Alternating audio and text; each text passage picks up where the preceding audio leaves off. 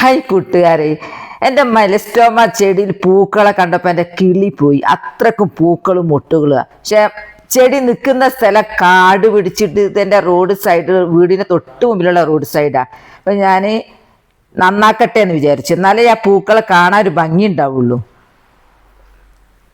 വേഗം പോയി കൈക്കോട്ട് എടുത്ത് കൊണ്ടുവന്ന് നന്നാക്കി അങ്ങ് ചെത്തി കോരി വൃത്തിയാക്കുമ്പോൾ പ്ലാസ്റ്റിക്കിൻ്റെ കിട്ടുന്നുണ്ട്, പലതരം ചെടികൾ അതിൻ്റെ അടിയിലുണ്ട്. അങ്ങനെ മൊത്തം ഞാൻ ക്ലീനാക്കിയപ്പോഴാണ് ഞാൻ കാണുന്നത് ഇഞ്ചിൻ്റെ അതിൽ പൊന്നാങ്കണ്ണിയുണ്ട്. പൂക്കൾ നോക്ക് എന്താ ഭംഗി. പൊന്നാങ്കണ്ണി ഉണ്ട്. പൊന്നാങ്കണ്ണി ഞാൻ അവിടെ നിൽക്കട്ടെ എന്ന് വിചാരിച്ചു, അത് ഞാനൊന്നും ചെയ്തില്ല. ചീരച്ചേമ്പിൻ്റെ തൈയുണ്ട്. ഇഞ്ചി ഞാൻ പുറത്ത് നടുന്നില്ല, കാട് പിടിക്കാൻ ഒക്കെ ഞാൻ മാറ്റാന്ന് വിചാരിച്ചു.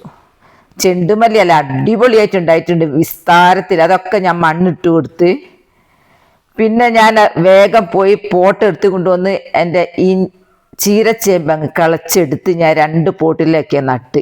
ഇനിയൊന്നും പുറത്ത് നടുന്നില്ല കാടാവാൻ. ഇഞ്ചും ഞാൻ നട്ട്. ഇഞ്ചു 2 ചാക്കിലേക്ക് മാറ്റി. ഇനി നമുക്ക് നമ്മളെ മുമ്പിൽ നമ്മൾ വൃത്തിയാക്കാനോ. 2-3 ദിവസത്തിന് കറി വെക്കാനുള്ള ഇഞ്ചും കിട്ടിയിട്ടുണ്ട്. അപ്പോൾ ഓക്കെ, നിങ്ങളൊക്കെ എന്താ ചെയ്യുക? അങ്ങനെ കാട് പിടിച്ചാന്ന് പറയണേ. നാളെ കാണാം. Bye bye.